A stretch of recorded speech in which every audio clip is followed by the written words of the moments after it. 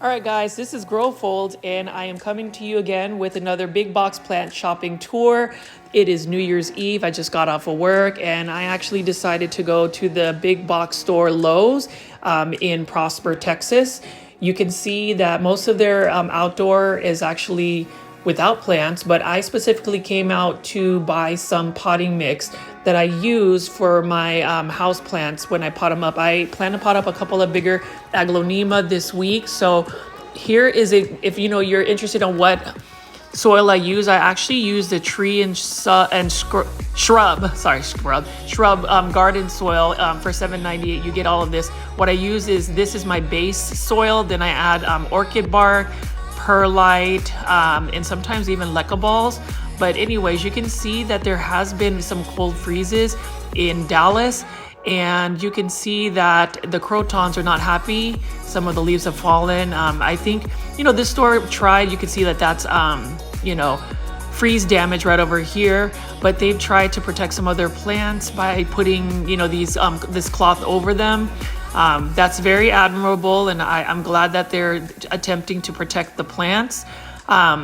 At Lowe's. I mean, Lowe's has a really good plant selection, and a lot of people have commented, and some have commented that I was being a little bit negative in my commentary toward big box stores. Hey, I am really not trying to be negative or bash big box stores. I think big box stores, I mean, you can see right here, they have a great selection of plants.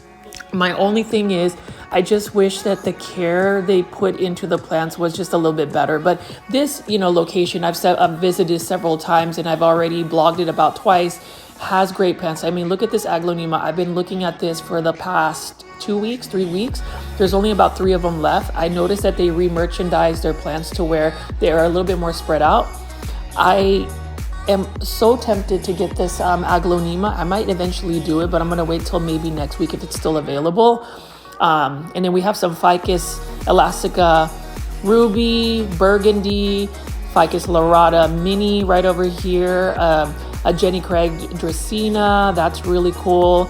This beautiful Aglaonema pink Siam, you see that a lot from Coastal Farms Trending Tropicals. I love Aglaonema. I say that every single video, and I always look for Aglaonema, but that's a beautiful pot of pink Siam. This one is another Aglaonema. Look at the vibrant pink leaves.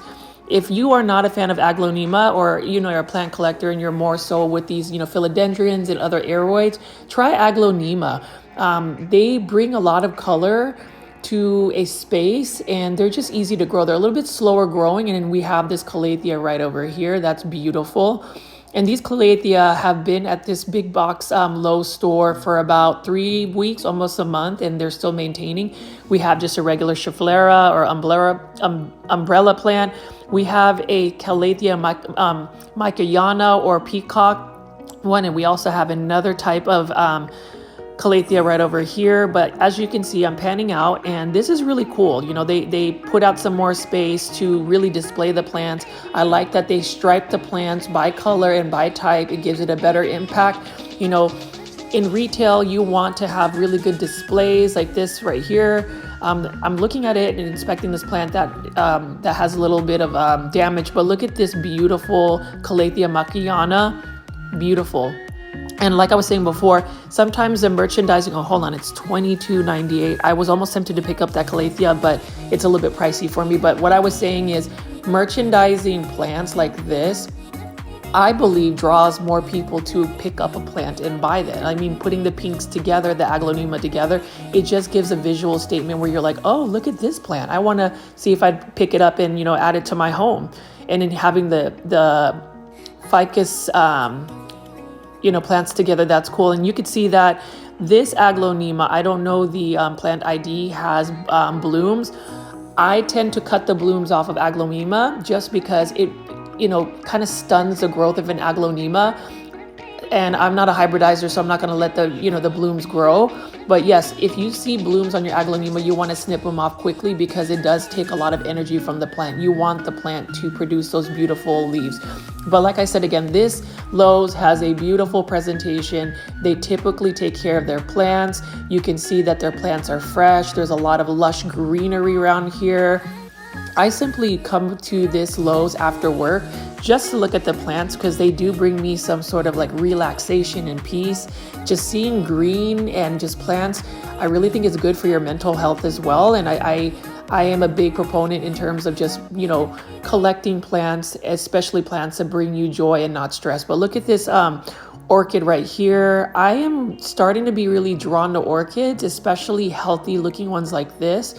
There's so many varieties of orchids, and I haven't really run into a YouTube channel where there's a plant collector that, specializes in orchids. I might have to do a search and do my research to see if there's anyone that just really talks about orchids and having an orchid collection. What I always find very interesting is how big box stores have so many bromeliads. So these two bromeliad actually caught my attention just because it has some really big foliage. And what I find beautiful about bromeliads is look at how the colors are. It's like they took some spray paint and just spray painted on the leaves. But I don't know if there's really a high demand for bromeliads or if they're easy to grow, if they're fast growing, but every time I go to like a big box store, there's tons of them. So you guys leave it in the comments to let me know if you grow bromeliads or if there's just a high demand for it. Now we're looking at some Rhaphidophora tetrasperma. These have been growing at this specific Lowe's for a while, and you can see that it's starting to trail up and vine. This one I saw about 4 weeks ago is really getting tall. Like this one is screaming for a pole, a moss pole or some kind of pole to climb on. And I'm going to take it down here to show you closely how much it's grown. It's going to be right next to this birds of paradise. Look at how tall it is. It's about 2 feet tall, 2.5 feet tall already. I might let it just keep growing, and if it's around, I might, stomach the, 1998 or something price tag for this Coastal Farms trending tropicals, because I don't really have a Rhaphidophora tetrasperma. And then we have some Ficus lyrata right over here. I remember about 2 to 3 years ago, this was like the it plant. Like everybody wanted to grow Ficus lyrata. The thing about Ficus lyrata is it's a very finicky plant. If you move it from a place, it starts to drop leaves, and there's just a lot more to it than just the big, beautiful leaves. I mean, granted, it is gorgeous. And then look at this syngonium. Look at this right here. This little hanging basket is beautiful. It's been here for a while, but it's still maintaining its health. I'm always curious to see what big box stores do. This is a flame violet Esposia plant. So I think that's cool. But I'm always curious to see what big box stores do, if they have somebody that specifically waters the plants, or do they just like let the plants sit there and just hope and pray that, plant enthusiasts like myself will pick it up. Because again, I'm going to look at the clearance rack. So you see all of the lush, beautiful plants. A lot of plants end up not getting picked up and, brought into nice homes, and then they end up in the clearance rack. Like these are literally almost at the brink of death. Like even if you picked up these clearance plants, what I'm afraid of is that the fact that they're so vulnerable that they probably have a lot of plant pest, that it is more of a risk to bring, a clearance plant and try to rehab it just because of the pest that it's carrying.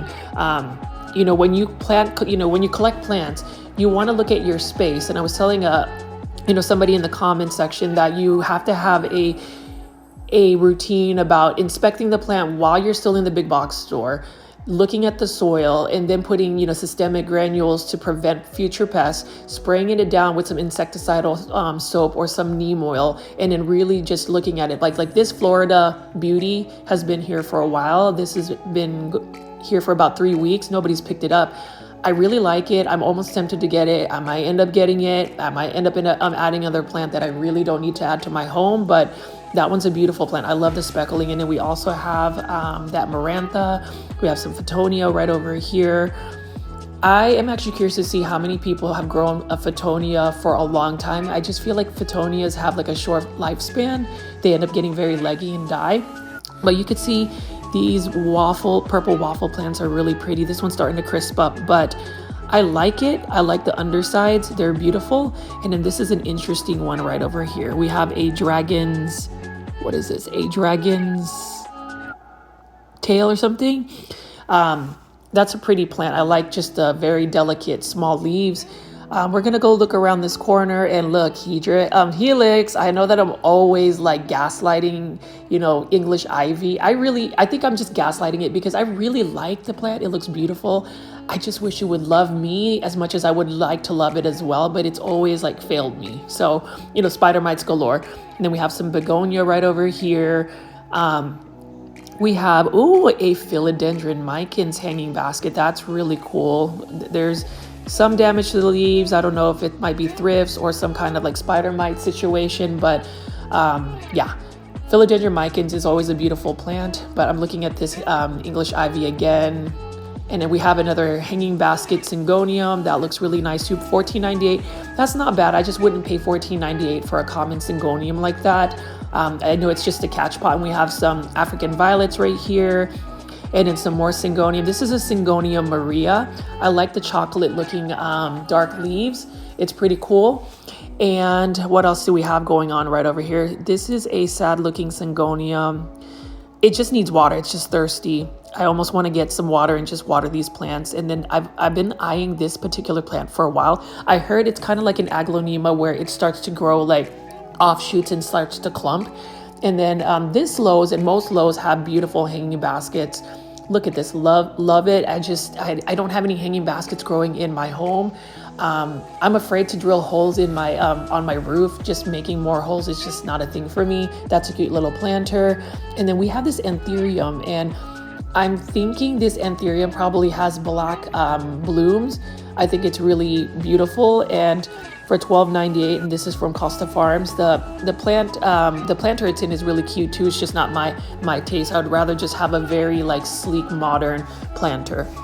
And then this is the first time I've ever seen this plant. So if you guys know the plant ID, please let me know. This is a really cool looking plant. The undersides have that like dark maroon underside, and then it just has like a really cool texture. It's almost like a palm. So if you know what the plant ID is, please leave it in the comments. This is the first time I've seen this particular plant in a big box store. And then we also have a cute little lucky bamboo. Those are easy to grow as well. But I'm going back to this plant, and then I'm picking up this Alocasia poly or African mass. That's a really cool looking alocasia, and it's very lush. The leaves are very healthy looking. I don't know about these alocasias. They're really tempting me to start adding them. They're going up there, but I want to be very mindful of what alocasia I put in, because unless you keep up with like the humidity and like the pest care, that also gets spider mites. So just, you know, I'm mindful about that.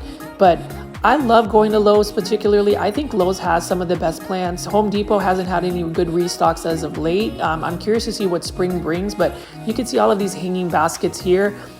This is the water roots propagation. I'm eyeing this particular calathea.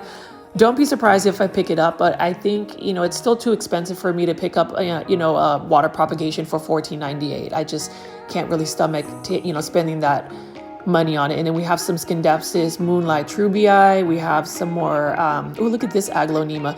See, sometimes I look at the red Siam and I'm thinking, is it healthy? Because sometimes it has that yellowing. But here's another cool self-watering calathea that they have here. I'm not sure the plant ID, but this one is actually growing in this environment. We have some green goddesses calathea right here. But I do like the fact that, this big box store, look at this one right here. I'm not sure if this is an Alocasia Milo or an Alocasia Maharani, but the thick leaves, the silver leaves are stunning. Look at that. I am just going to go ahead and feature and, spin around it a little bit and just marvel in its beauty. And then we have some of these trending tropicals, again, by Costa Farms. This is a beautiful classic Aglaonema Maria.